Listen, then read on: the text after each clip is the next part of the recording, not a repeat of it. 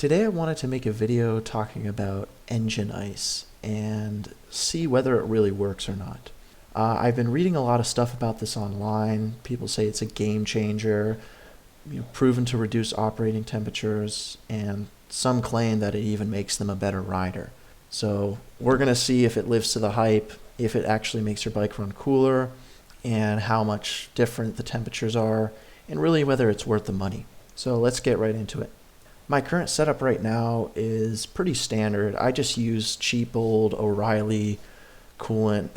It's about $14 per gallon, and it's a pretty good deal. I only change my coolant maybe 2 to 3 times per year, so I don't go through it that much. My bike only takes maybe 0.9 liters, if that, so I'm not really spending a whole lot of money doing that. And I'm also running my fan. So my bike actually didn't come with one. I had to buy it separately about a year ago.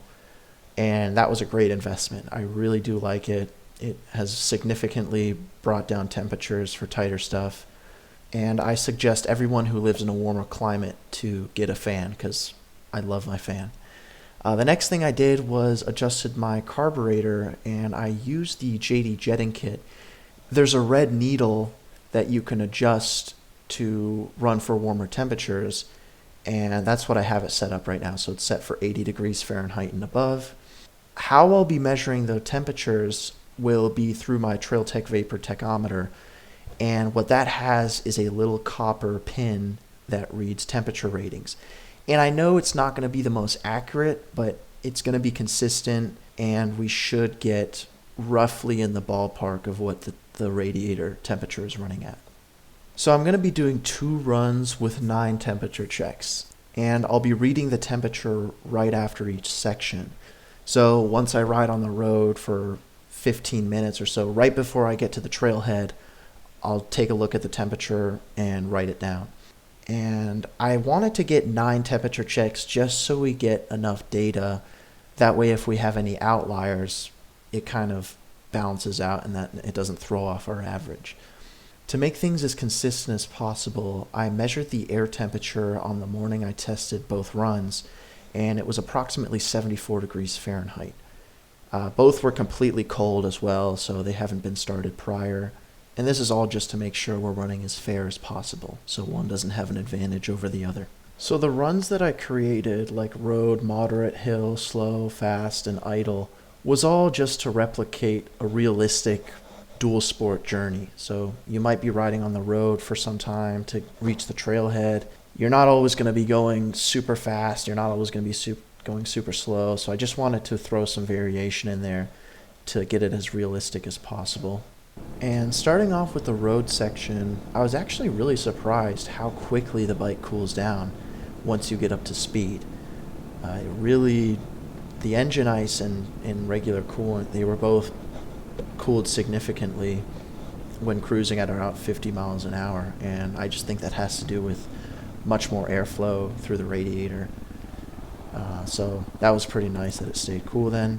And for the moderate part, I was going on about, maybe 8 to 12 miles an hour, and it was just a simple stretch of double track that was about maybe 5 minutes long or so.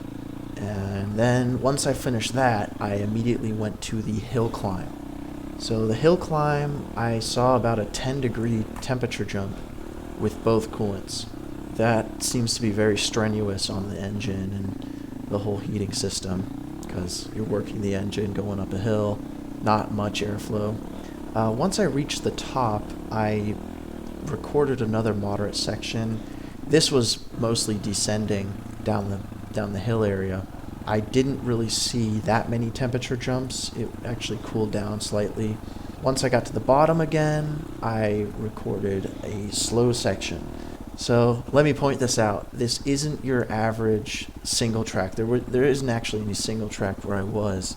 So I had to pretend I was riding on single track.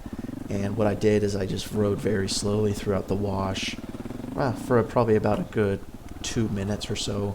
And I know these sections aren't very long, but what I thought was more important was consistency, and as long as I did both runs, or all of the runs, within the same amount of time, it would be fair.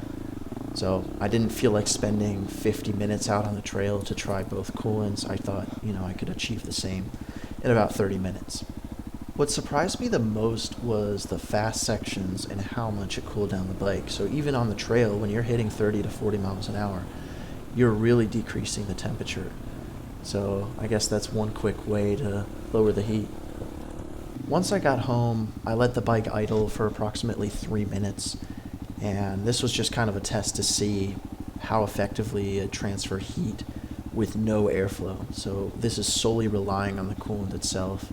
Both ended up reaching similar temperatures, but the fan came on for regular coolant, but it didn't come on for the engine ice. If I would have let the bike run for another 10 seconds, the fan definitely would have kicked in and produced similar results like the regular coolant. Why don't we take a look at the data now and see what really happened? It might come to a surprise for a lot of you, but there was hardly any difference between these two products. In fact, there was only a 3-degree difference. And the graph here gives us a little bit better visual representation of how similar they truly are. The fluctuation is the exact same. We really see the temperature dips the faster you're riding. Our two lowest points are both after riding on the road, so high speeds definitely seem to be affecting temperature change. I don't think this product is horrible, but I believe it's a little overhyped. I had very high expectations coming into this because there were so many positive reviews, and I'm starting to think some of those reviews are just people who say it's good, but they haven't done any testing themselves. So it's not all bad news. We did see a temperature decrease, and that's technically what the company advertises, is reducing operating temperatures. And we did achieve that. It was just very minimal. Another thing to mention is the chemicals in both these products. Engine ice contains propylene glycol, whereas my O'Reilly stuff contains ethylene glycol. And ethylene glycol is much more toxic to the environment and to your health. If you consume 2 ounces of that stuff, you can actually get kidney failure and potentially die. So if you have kids around or dogs that lick it, they could potentially suffer major consequences. I guess the final question now would be whether I could recommend this product to other people out there. And the fact that it kind of depends on your current situation. If you're running really warm right now, say it's a street bike or so, and you're figuring out a way to reduce the temperatures, I would say it's worth a shot, because I have heard people say it drops the temperature about 10 degrees and such. But for me personally, I don't think I would purchase this product again just because the change was so negligible and it's pretty pricey.